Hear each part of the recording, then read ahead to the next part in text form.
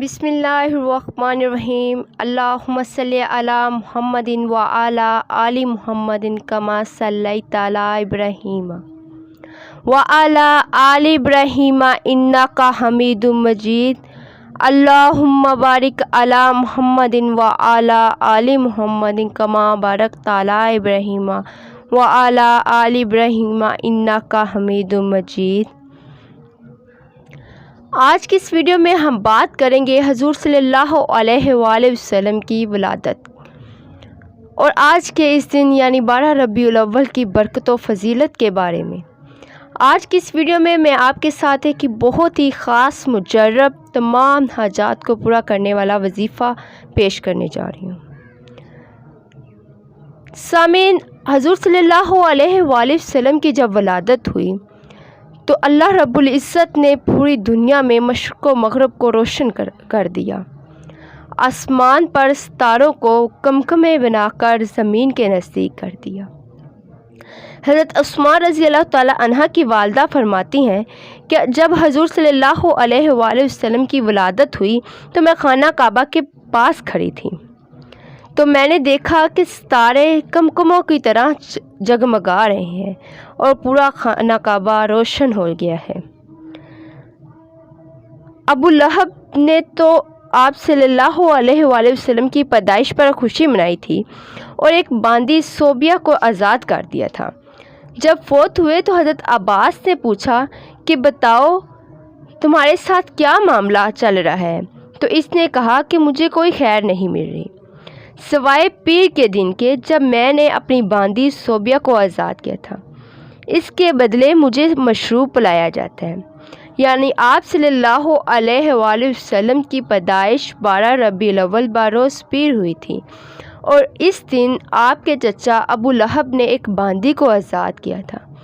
आप सल्लल्लाहु अलैहि वसल्लम की पैदाइश के मौका पर जश्न मनाने की खुशी में या खुशी का इजहार करने के लिए उन्होंने एक बांदी को आज़ाद किया, जिसके बदले में अल्लाह ताला क़यामत आखिरत में यानी उसे पीर के दिन अज़ाब कब्र से महफूज रखते थे और उन्हें मशरूब पिलाया जाता था।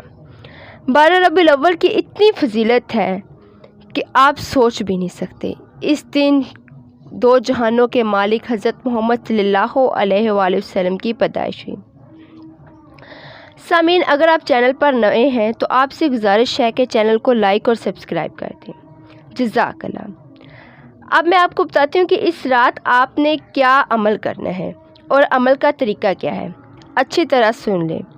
पूरी रात आपके पास है। नमाज मग़रिब से लेकर नमाज फ़जर के दरमियानी वक़्त में किसी भी वक़्त बावज़ू होकर दुरूद शरीफ की एक तस्बीह पढ़ लेनी है। नबी अकरम सल्लल्लाहु अलैहि वसल्लम की ज़ात पर दुरूद शरीफ पढ़ने की बहुत ज़्यादा फजीलत है। दुरूद शरीफ एक बार पढ़ने से 10 दर्जात बुलंद होते हैं और 10 नेकियां लिखी जाती हैं। कोशिश करें कि कम से कम 100 मरतबा दुरूद शरीफ पढ़ें। दुरूद इब्राहिमी भी पढ़ सकते हैं, लेकिन अगर आपके पास टाइम कम है तो आप सल्लल्लाहु अलैहि वसल्लम ये दुरूद शरीफ भी पढ़ सकते हैं। इसके बाद बहुत ही मुबारक कलमात हैं जिनके बारे में आप सल्लल्लाहु अलैहि वसल्लम ने फरमाया कि ये कलमात ज़बान पर हल्के और वज़न में बहुत भारी हैं और अल्लाह रब्बुल इज़्ज़त को बहुत पसंद हैं। वो कौन से कलमात हैं? वो कलमात ये हैं: सुबहानल्लाहि व बिहम्दिही सुबहानल्लाहिल अज़ीम व बिहम्दिही अस्तग़फिरुल्लाह। इन कलमात को आपने 100 मरतबा पढ़ना है, यानी एक तस्बीह।